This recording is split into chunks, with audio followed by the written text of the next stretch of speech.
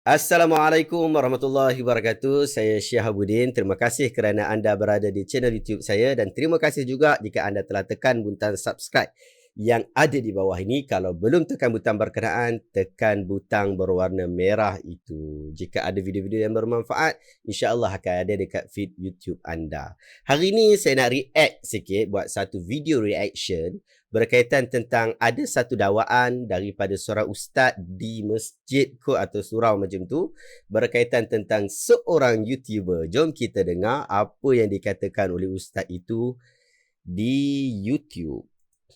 Kalau ilmu tak setara Imam Jalaluddin As-Suyuti, janganlah gelarkan ataupun kita pandai-pandai gelarkan orang itu ahli hadis. Tak payah. Ada YouTuber dia tak gelarkan dia pakar hadis, tapi dia suka sibukkan.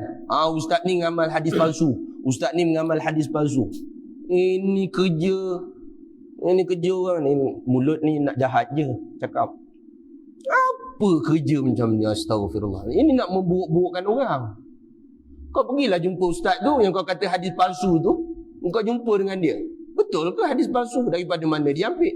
Takkan dia saja-saja ambil begitu je. Mesti ada sandarannya. Walau kitab ulama sekalipun kita mengambil cerita tu, itu pun sandaran juga. Benda-benda dalam internet yang merepek, meraban kita boleh kongsi. WhatsApp daripada orang cerita pasal ni, isu-isu tertentu kita terus pas kat orang lain. Takkanlah sandaran kitab ulama kita tak boleh pakai. Terus cakap hadis palsu. Ini sejahil-jahil manusia ni. Geram aku. Dia kata sahabat saya Muhaizat tu mengamal hadis palsu. Ada satu ustaz daripada Kelantan, Muhaizat. Dia banyak membela pegangan ahli sunnah wal jamaah di Kelantan. Sebab di Kelantan ni ramai ustaz Wahbi. Dia membela banyak akidah ahli sunnah wal jamaah, membela madhab Syafi'i dan sebagainya. Mana-mana yang bertentangan tu dia terangkan, dia jelaskan. Dia ada buat-buat ni tak setuju dengan dia. Jadi nak mengaibkan dia tu, ceritalah si Muhaizat ni bawa hadis palsu lah apalah. Jangan diikut orang macam ni tuan. Okey. Ini channelnya lah. Sahabat-sahabat, saya dah cuba untuk pergi check video ni, tapi dia jadi private. Jadi saya tak boleh tengok video di channel video audio ni terus daripada ataupun daripada YouTube dia. Jadi saya ambil daripada cut yang sahabat-sahabat saya bagi dekat Facebook. So ini videonya lah. So saya tak cut mana-mana lah. Lebih kurang dalam 2 minit sahaja. Jadi kita nak react untuk video itu. So benarkah YouTuber ini mengatakan bahawa ustaz-ustaz ni ataupun kerja dia duk cari ustaz ni amal hadis palsu, ustaz ni amal hadis palsu? Jika yang dimaksudkan YouTuber itu adalah saya, kalaulah saya kan, tapi saya rasa saya lah, maksudnya saya syok sendiri je. Sebab asalnya tak ada orang lagi yang serang-serang orang ni kan. Kita pun tak ada serang, kita menerangkan, tapi orang ingat kita duk serang kan. Kalaulah dimaksudkan saya, kalau tak dimaksudkan saya, apa yang saya sebut selepas ini kira cancel lah. Tapi kalau dimaksudkan itu adalah saya, maka ini adalah kenyataan saya. Tidak benar jika mengatakan bahawa saya selalu katakan ustaz ini amal hadis palsu, ustaz ini amal hadis palsu. Awak carilah mana-mana video yang saya keluarkan, yang mana saya terbitkan, yang upload dekat YouTube, yang kata ustaz ni amal hadis palsu, ustaz ni amal hadis palsu. Tapi yang saya rujuk ialah apa yang disebutkan oleh ustaz itu ataupun konten itu. Konten yang dimaksudkan itu. Bab amalan kepada hadis palsu sebenarnya tak ada isu kepada saya. Saya tak ada isu yang berat pun berkaitan orang mengamalkan hadis palsu. Sebab isu mengamalkan hadis palsu dengan menyebarkan hadis palsu tak sama. Tak sama. Kerana yang penting bagi saya ialah apa yang awak sandarkan itu. Kepada apa yang awak sandarkan itu. Macam video Ustaz Muhaizat berkaitan tentang orang tanya dia tentang garam. Saya ada satu video yang anda boleh tengok dekat link dekat atas ni. Berkaitan tentang persoalan garam, hadis palsu berkaitan tentang garam. Hadis itu hadis palsu dan kita telah jelaskan kepalsuannya berkaitan tentang hadis itu. Tapi saya berikan pujian kepada Ustaz Muhaizat apabila orang tanya kepada Ustaz Muhaizat tentang bagaimanakah Rasulullah mengamalkan makan garam sebelum makan makanan yang lain. Kan? Lalu Ustaz Muhaizat kata saya tak tahu. Saya puji Ustaz Muhaizat. Kemudian Ustaz Muhaizat kata berdasarkan kepada yang dia tahu, okey, orang buat macam ni. Kemudian berdasarkan yang dia tahu ada kelebihan khasiat garam sekian. Saya puji dia. Sebab apa? Dia memberitahu tanpa dia menyandarkan kepada Nabi SAW. Sebenarnya walaupun video dia tu saya tidaklah bersetuju semua benda. Video Ustaz Muhaizat tu di hujung tu dia beritahu dapat menghalang sihir dan sebagainya. Saya tidak bersetuju kepada semua perkara. Pun begitu, saya tak ada masalah pun disebabkan ia tidak menyandarkan kepada Nabi SAW. Bila awak tak sandar kepada Nabi, awak sandarkan kepada amalan orang tua-tua ke, amalan tok nenek moyang awak ke, ataupun amalan awak sendiri. Saya tak ada masalah pun dengan hal berkenaan.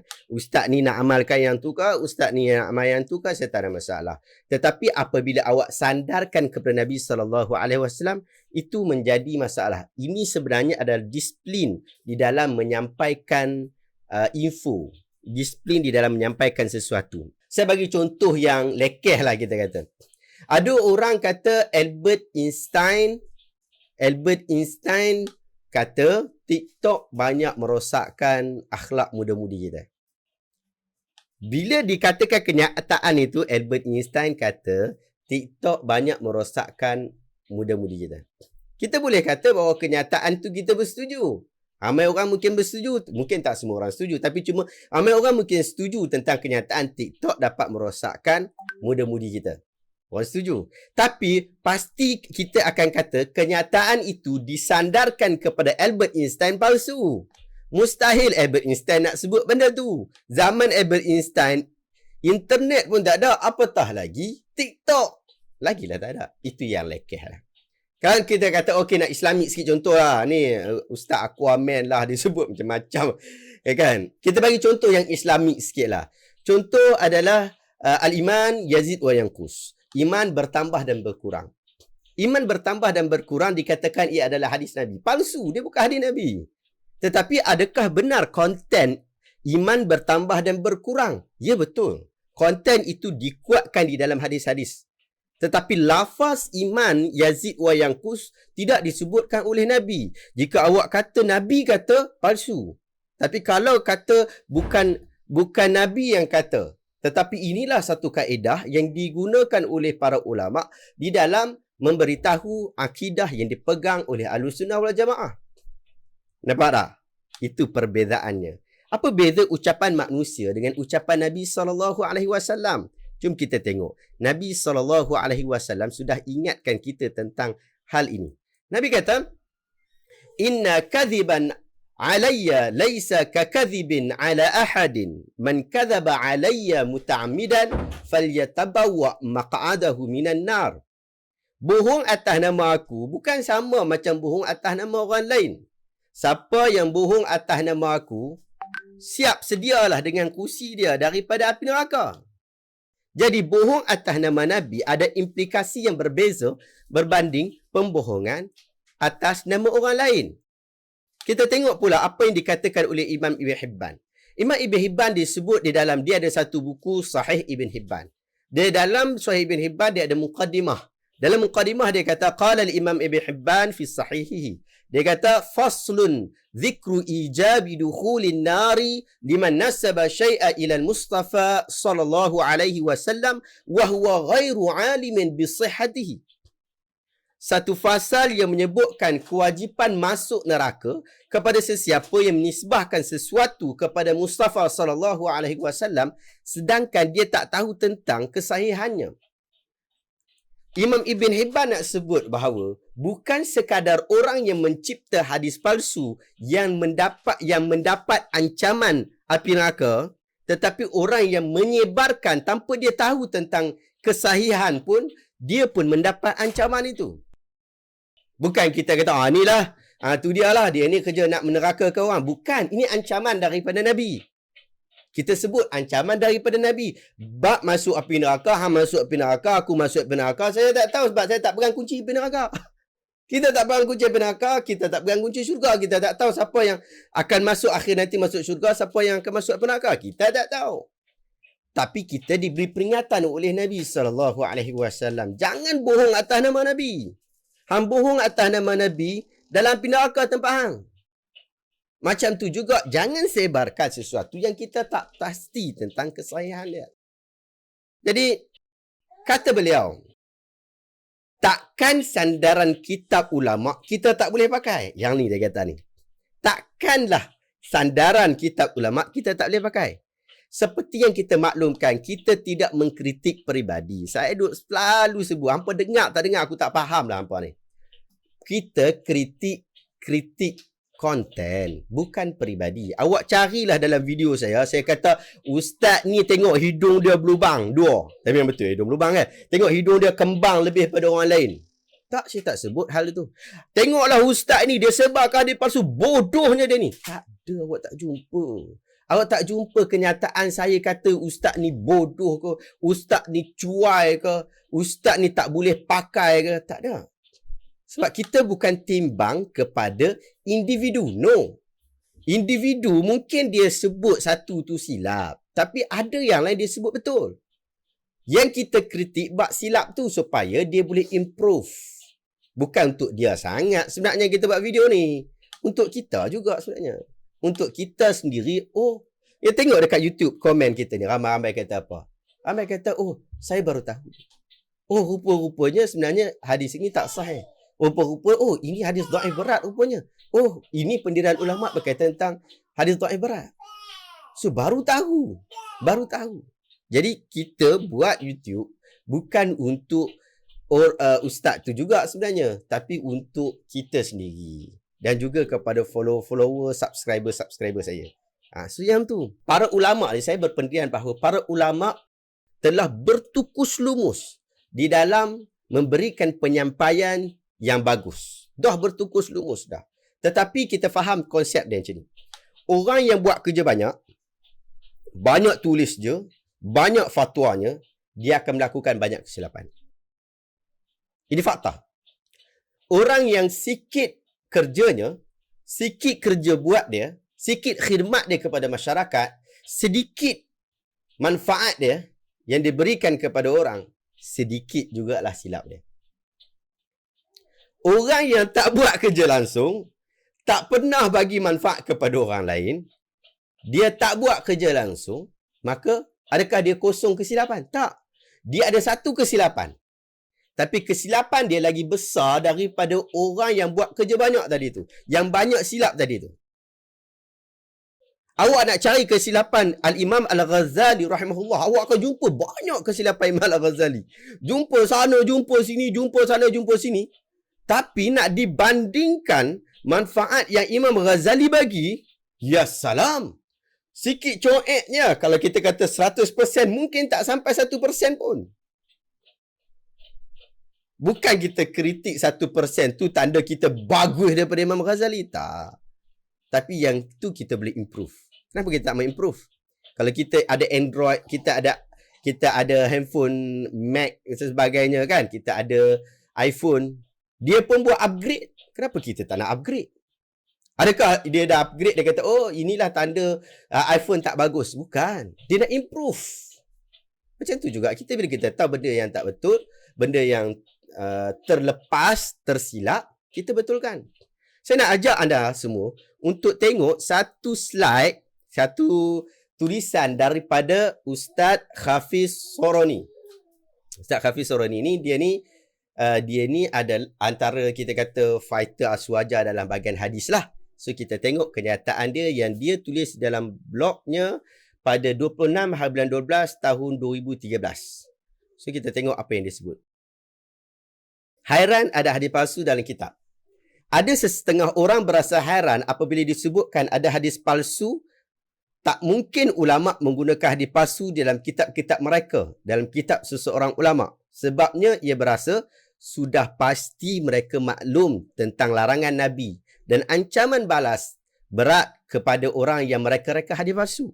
Maka mana mungkin ulama akan menggunakan hadis-hadis palsu? Ini apa yang Ustaz Hafiz Soroni dia cuba untuk nak jelaskan salah faham sebagai orang. Dengan perspektif ini, maka mereka merasakan mustahil terdapat hadis palsu dalam kitab-kitab ahli ulama. Kemungkinan rasa hairan ini disebabkan kurang pendedahan atau kurang mempelajari pengajian ilmu hadis. Jangan kata saya yang sebut kurang pengajian ni. Secara umumnya memang kita disuruh supaya menghormati para alim ulama dan beradab sopan dengan mereka. Kita tahu kedudukan para ulama dalam Islam adalah tinggi. Bagaimanapun mereka juga adalah manusia yang tidak terlepas dari kekurangan dan membuat kesilapan. Maka, jika terdapat kekurangan dan kesilapan daripada mereka, ia adalah lumrah semula jadi manusia.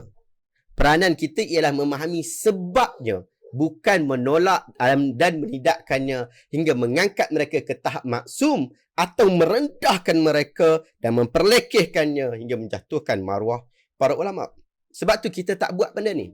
Kita tak buat angkat ulama sampai tahap maksum sehingga kita tak boleh kritik dia langsung. Ataupun kita letakkan ulama ni bawah tapak kaki kita. Sampai tahap kita kata apalah ulama ni tak boleh pakai lah. Kita bakar lah kita tak buat benda macam ni. Kita adil di dalam memberikan penilaian. Kita kata bila kita sebut hadis palsu, kita sebut hadis palsu je lah. Buat apa hampir sebut pasal cerita dia ni ada masalah penyakit sekian-sekian lah, apa yang tak ada kaitan dengan itu pun. Maka kita perlu memahami sebabnya kenapa. Zaman para ulama' dahulu amat jauh berbeza dengan zaman kita kini. Zaman dahulu amat sukar untuk memperolehi semua kitab yang dikarang. Tidak seperti mana zaman ni. Kini kitab-kitab dicetak dan diedarkan secara meluas. Ia mudah diperolehi, bahkan dengan kewujudan internet. Kitab-kitab semakin mudah diperolehi, sama ada secara berbayar atau percuma, sama ada dalam bentuk scan elektronik maupun digital. Disebabkan sumber-sumber rujukan yang terbatas, alim ulama' dahulu mempunyai keuzuran yang boleh dimaafkan. Saya suka kenyataan ni. Saya sangat suka kenyataan ni. Namun, kita kini tidak mempunyai sebarang keuzuran yang dapat dimaafkan jika kita terus menyebarkan hadis-hadis palsu. Ini kerana kita kini mempunyai semua keperluan yang ada untuk memastikan kesahihan atau kepalsuan sesuatu hadis. Tidak mengapa jika kepalsuan hadis itu tidak nyata kepada kita sesudah dikaji. Tetapi jika hadis itu telah nyata kepalsuannya, seperti hadis yang hanya diriwayatkan oleh pendusta atau pemalsu hadis, atau hadis yang menyalahi semua nas-nas yang sabit dan tidak dapat ditakwil, maka haramlah hukumnya jika kita menyebarkannya. Jadi yang kita faham bahawa Ustaz Hafiz kata zaman sekarang ni dia dah tak ada keuzuran dah. Sebenarnya saya faham sebenarnya kenyataan ni ditujukan kepada ustaz-ustaz kita lah.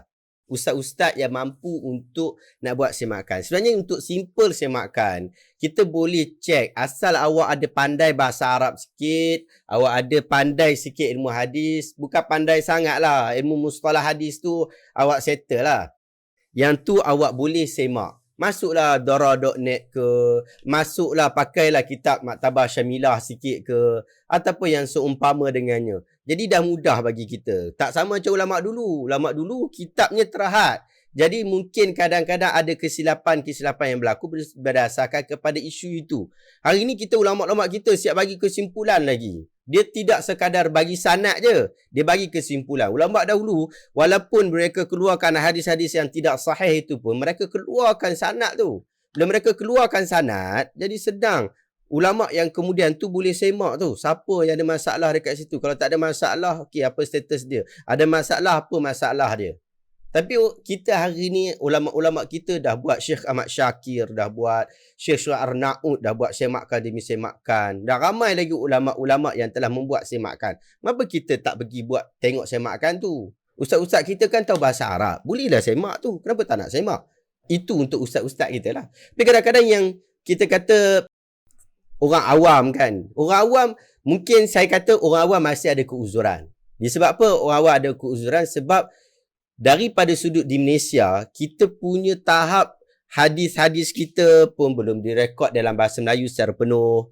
Kemudian daripada sudut penilaian hadis-hadis juga masih belum penuh. Dalam proses. Bahkan kalau kita search dekat YouTube berkaitan kita kisah-kisah yang tidak sahih macam kita sebut sebelum ni kisah Sa'labah kan. Awak search dekat YouTube, keluar cerita Sa'labah tu cerita yang tak sahih tu, yang kat atas kali. Yang kita duk bagi tahu yang sahih tu belum naik lagi ke atas. Sampai satu tahap mudah untuk mencari dalil-dalil ataupun mencari nas yang sahih, maka mungkin orang awam juga akhirnya akan jadi tidak ada keuzuran. So itu yang kita dapat faham daripada Ustaz Hafiz Soroni sebut. Kemudian saya nak ajak untuk kita sama-sama berpanutlah pada kata Rasul SAW. Dalam satu hadis yang diriwayatkan oleh Imam Ahmad di dalam musnadnya, ya ayuhan nas iyyakum wa kasratal hadits anni man qala alayya fala yaqulanna illa haqqan aw sidqan faman qala alayya ma lam aqul falyatabawwa maq'adahu minan nar. Wahai umat manusia, berhati-hatilah kamu dalam banyaknya kata-kata tentang Nabi SAW. Siapa yang menyebutkan sesuatu atas diri Nabi SAW, benar-benar jangan katakan kecuali yang benar sahaja. Sesiapa yang dakwa tentang Nabi SAW padahal Nabi tak sebut pun, maka siap sedialah dengan kursi dia dalam api neraka. Perlu bertemu supaya tidak aib. Okey, ini pandangan saya. Ini zaman moden, zaman yang sesiapa sahaja boleh berhujah dan menulis hujahnya, boleh dipertikaikan dan dikritik hujah itu word by word. Mengapa perlu lagi bertemu? Apatah lagi jika pertemuan sekalipun, ia tak akan merubah fakta dan tak akan merubah keadaan. Tak akan merubahkan apa-apa. Kalau untuk bersilaturahim, tidak menjadi apa-apa masalah. Lagipun kritikan yang kita berikan bukan bermaksud peribadi. Adapun ramai orang kritik saya pun, yang ustaz tadi yang sebut dekat masjid tadi pun, dia kritik saya pun, dia pun tak jumpa saya pun. Macam mana tu? Adakah itu tidak menjaga aib juga? Tak. Saya tak kata ustaz tu buka aib siapa-siapa. Demikian juga, saya juga tidak bekerja untuk membuka aib siapa-siapa. Kritikan kepada seseorang bukanlah tanda aib, melainkan ia adalah tanda kesilapan telah berlaku. Jika berlaku kesilapan. Kalau ia adalah tanda kesilapan, maka jika kita tahu kita silap, kita betulkan, ataupun paling kuranglah malulah nak betulkan lah. Dah orang tengok ribu-ribu view dekat YouTube. Orang dah tengok banyak dah dekat YouTube. Malulah aku nak bagi tahu yang aku silap. Jangan ulang. Jangan ulang. Paling kurang pun awak tak nak bagi tahu kat orang yang ini hadis ni salah ni, saya dah bagi tahu ni. Paling kurang pun awak tak nak sebut yang tu. Awak jangan ulang lagi. Itu sudah memadai. Itulah pendirian kita yang tepat pada menilai kebenaran. Saya harap anda dapat sesuatu pada hari ini. Terima kasih banyak. Tunggu untuk video-video yang bermanfaat yang berikutnya. Assalamualaikum warahmatullahi wabarakatuh.